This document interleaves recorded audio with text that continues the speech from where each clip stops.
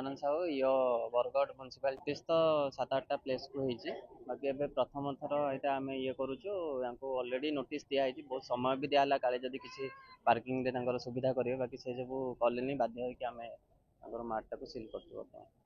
परवर्ती से